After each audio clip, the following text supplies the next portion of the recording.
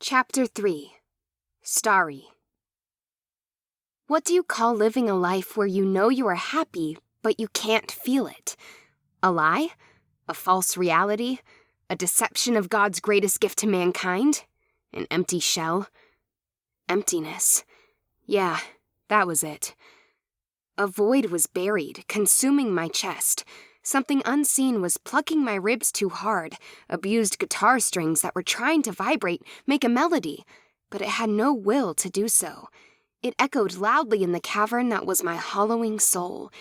When I closed my eyes, the world was an endless sphere of dark, only the sounds of my heart and lungs there to soothe me, informing me I was alive. I knew I was happy. I laughed when Brandon told me a joke while we worked in the library. I smiled when the kind lunch lady gave me a little extra gravy on my beloved mashed potatoes. I pouted when I found out I had 3 pages of math homework and frowned when Ami told me her dog broke his leg. Chloe and I looped arms as usual when we walked to class. When I got home, I yelled at the TV when I lost a level in my newest Sonic game, barely missing the final save marker by literally a second. I rubbed my eyes and yawned, knowing it was time to be whisked off to a land of dreams. However, as I lay in my bed under my star comforter, my insides became knots. I did all these expressions on my own accord, them bubbling up from inside me naturally. I had the capability, the timing, the instinct, the knowledge to do them, but I did not feel them. No displeasure for math, no sadness for Ami's chocolate lab being ill, no going into total rage mode when I was losing at my video game, no safety and happiness when being with my friends and family.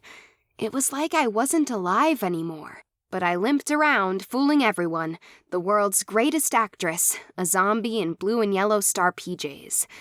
I was empty, and I knew that was wrong. Trapped in the lightless cavern of my thoughts, I did feel one emotion, and it consumed me now. Tiredness. I was so drained, my soul frail, sighing and praying all this numbness would die in my sleep, or was a nightmare that would be smashed by the hammers of justice I prayed the angels held. My hand gripped my blanket for dear life, unknowingly searching, desperately calling to something missing. My soul was crying to fill the hole in my chest, the pressure wedged like a knife. I wanted to feel loneliness. I wanted to shake from cold or become damp with sweat, but no temperature entered my body. I was a fraud of a true human being, only on autopilot. I knew that my life wasn't always like this, but I felt like I knew nothing else. I couldn't recall anything else. How did I function? How did I survive? How do I know what feelings are if I don't have them? Distance was pulling at me like invisible hands, trying to distract me from the truth, and I was too weak to fight it. Willingly, I let myself pass out to the wish I could find my missing link, heal the hole in my soul, and shed heavy tears. If I knew better, I would have said they were from sorrow and fear. This sucks. I mumbled this to myself as I slammed my head on the shop counter, my arms crossing over each other to cushion any blow to the noggin my teenage antics might have done. Not that it would have killed many brain cells. The fact I could feel suckish at all meant there may have been some hope for grasping my emotions. I always helped my mom after school at her vintage resale clothing store, Jeans and Jazz, until it closes at 5. We do get some steady business closer to the weekend, but today being Wednesday, it was dead, and Mom had to go to the hospital to check on my aunt, who was recovering from knee surgery. I was left in charge, and I had over an hour left to go in my temporary promotion. Normally, I don't get bored. I do my homework, straighten up the shop, read a book or manga, or play on the office computer. But the shop was spick and span, my homework was completed, and nothing interested me. I growled outwardly, tossing my head under the shield of my arms, my head feeling the cool burn of the countertop as my cheek grazed over it. This sensation I had thumping into my skull, an almost hungry fear, wedged itself deeper into my thoughts. I knew I was making it up, that I really wasn't becoming unfeeling or forgetting anything. Or was I? I felt like I needed reassurance. I clicked the volume up on our remote-controlled door ringer so I could hear customers if they came in. I ventured to the back of the massive building, the walls slowly going from drywall to brick and then hard concrete. It was like I was stepping through time, the walls welcoming me to the past and yearning to tell me of their adventures as observers. When I made it to the back room, the vintage room, I was surrounded with colorful garments from the 1940s to 1980s, organized on racks by categories with my mom's bright and adorable handmade signs. This popular section was my mom's pride and joy, showing off the eras that helped raise her and inspire her loving, creative soul. Shoppers found it charming, a rare hidden gem, and they would get authentic period pieces for costume parties. There was, however, one other reason this room was a sweet retreat and bitter entrapment. That is why I was here at this moment. Sure enough, I was not disappointed at the insanity they saw. I saw the flash of fabric at the corner of my vision, despite the fact I had been staring at the floor to mentally brace myself. At turtle speed, I lifted my head at the entryway to this part of the puzzle-pieced-together store that was my mom's. There, I witnessed 3 dresses flying in a whirlwind circle that made me dizzy. A red and white checkered hoedown dress was ripped off the display wall from a sudden gale, swirling into the crazy above me, its poor lacy underskirt frills flapping embarrassingly. A green 80s dress and blue bell-bottoms joined the fray, this rainbow trapped in a spin cycle making my stomach clench. Wait for the wig. On cue, a rubber black wig dolled up in a classy fashion was tossed into the air, the calling card for my so-called troublemaker, one whose mischief needed to be managed. Hello, Natasha. The wig stopped its trampoline routine, hovering 3 feet over from the robin egg-hued carpet. The other wigs in the costume props bin vibrated, their metal clinking like the rattling of bones. I heard something that sounded like an irritated grunt and a pouting whine, one that signaled me to continue. I plastered my calm, nurturing smile on my face, my voice becoming breathy, patient teacher mode kicking in. Hi, Natasha. I hope you're doing good today. I pointed upward, grinning at the parade of dresses soaring through the air. I'm impressed with the show you did. I know it's lonely today, but in case we get any customers, we don't want the clothes to get ruined. Do you think you could put them down for me? Please, Natasha? There was a pause, the air heavy with her thoughts and the ectoplasma energy she was producing. A few long seconds rolled by, neither one of us backing down. Finally, Natasha dropped the wig and all the dresses froze in their airborne spots before crash landing to the floor. Angels finally allowed to rest. Her incoherent babbling continued as she picked up a styrofoam wrench and twirled it like a baton. Thank you, Natasha. I gave her my most dazzling beam, despite how tired I was, my eyes beginning to droop. I'll pick these up now. The costume props and wig section began to shake like mini tremors, and I swore this time I heard growling. And of course I will let you take care of this area since you like it so well, Natasha. Thank you for all the help. I began tidying the room, making sure all the outfits were in their right sections, because, Natasha liked to aid me in that department, apparently to keep my mind sharp on period pieces. Natasha lived here at the building. About 30 years ago, a little girl who was gravely ill and her family lived in the apartments above the building. When my aunt was a very young nurse, she was the personal nurse to that little girl upstairs. In heartbreak, the sick little girl didn't make it. Her mother moved away from sadness, moving on with her life.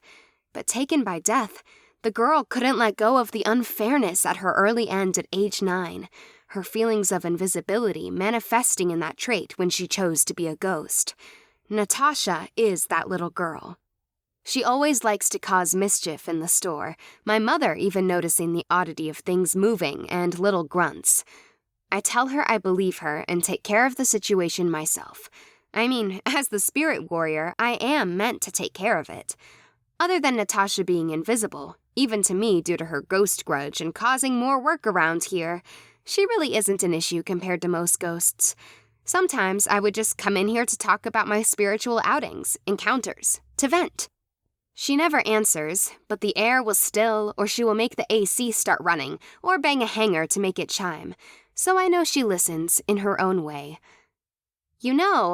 I started, fluffing out the bottom of the hoedown dress's skirt to get some wrinkles out.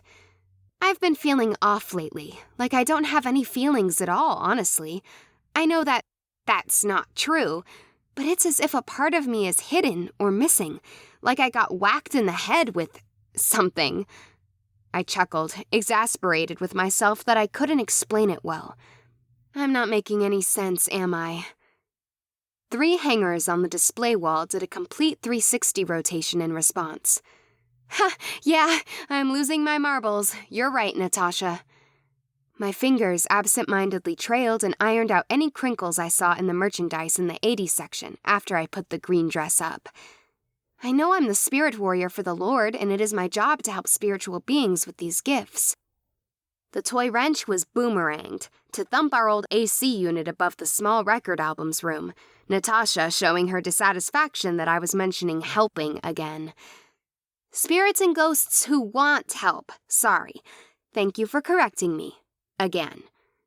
I hope she didn't see my slight eye roll.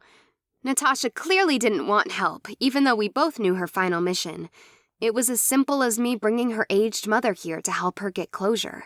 She had no interest. She wanted to play in the shop. I just didn't argue anymore. I know it was my first assignment to help Mar and Roe move on, to track down her killer after over 2 years of searching and pain. It was hard to swallow that the murderer was someone my age, and that taking the evil out of them destroyed them. But I performed my task. Maren and I got to become super close, like sisters. And when she moved on, I was sad, of course, but thrilled for her. It's been hard keeping all of this a secret, learning some incantations from the Spirit Warrior book that was in the library. And my adventures around the world to help lost souls. The details on how I did that are still sketchy. I know I've had some hardships this year, and it's because, well, I've been alone. Alone. That one awful word made tears string in my eyes, wanting to fall through this unknown lock on my mind, but it was so tight. My insides were empty, too light to exist. Maybe I didn't either. I stopped my inspections to make sure all the hangers were facing the proper way, my eyes pleading to sink into my head just to stop these doubts, this emptiness. My voice got trapped in my throat, but I pushed the revolution out since the air was still. The problem is, Natasha, there are no holes in my memory, but I feel like things have been altered, twisted. Something's erased out. A metal shelf that was holding the costume wigs went soaring into the bay window, the sound making me squeal and duck between 2 of the clothing racks. The side of the wall that got punched by the shelf trembled, making the flow of time get wacky. I was surprised the glass didn't break on impact. When the coast was clear in my mind, I crept to the damage. An array of wigs were sprawled out in several heaps, limp on the blue floor. The shelf was halfway leaning on the window next to the one it made contact with, as if it slid down. At closer inspection, I didn't see any cracks at all, a miracle in itself. I know a ghost threw it, but still, she had to process it, and they have normal strength when... Wait, I suppose I should discipline the said ghost first. I spun to look at where Natasha was, my muscles tense and face steely. Natasha! Look, I know we let you play here, but there is no way in Hades I am going to let you destroy the shop. My anger trailed off, cut off when I realized that her favorite rubber classic black wig, the one with her name in it, was not in its normal hovering spot. Instead, it was attempting to slide out of the window it just hit with the shelf, the urgency in it by the speed and frustrated sounds she was loudly proclaiming. Natasha not only never makes any of her noises loudly, but she has 110% never had any desire to go outside. I wasn't sure yet if it was because she was attached physically to our building, like she couldn't leave, or she chose to stay. Since she had no interest to move on, I was going for the latter. What was making her act so crazy as to try to leave or throw a shelf? I soon got my answer. Across the street from this back room was the downtown cemetery. It was small, most of the tombstones marked from the mid-1800s. But what caught my eye, and apparently was the kindle of her fire? A golden retriever. Yet the shadow is what got my attention. I sprinted to the small closet room that held our vinyl records. Behind the bookshelf, if you swiveled it, there was a secret door that led to the empty shop next to us. An empty shop that had a door. I went on with my operation, sweat trickling down my neck, dust getting caught in my nose when I went into the vacant store. I patted my pocket down to make sure I had my store key to get back in before zooming down the street. The dog was walking casually across the street still, going around the square perimeter of the graveyard. I raced through the sidewalk that connected to the side of the store. It ended at the parking lot of the gas station my mom would often send me to get snackage from. I evened my pace to that of a civilized person to not attract attention, trying to conceal my face with the shadow of the overcast clouds. One of the regular employees spotted me, giving me a friendly how-do and wave. I responded with an awkward one of my own, shoving my hands in my pockets, setting my sights on the graveyard, my destination. Why I had this need to chase after this dog, one minding its own business, owning its destiny, pounded into my brain. But my gut was pulling me, I the one on the leash. I, like Natasha, never left the shop without permission. Yet the danger of crossing the street, avoiding insane drivers who did not abide by traffic laws for crosswalks, faded into white noise. I was focused in body, even though my mind was in chaos, caving into itself. Why was the only start to all my sentences, but the things driving me fought for control. Still, I kept them sorted into one compartment, to follow this dog. Maple trees swayed in the breeze, casting the graveyard into a dusk darkness. The dog was traveling on the right side of the rusted black iron fence from where I was.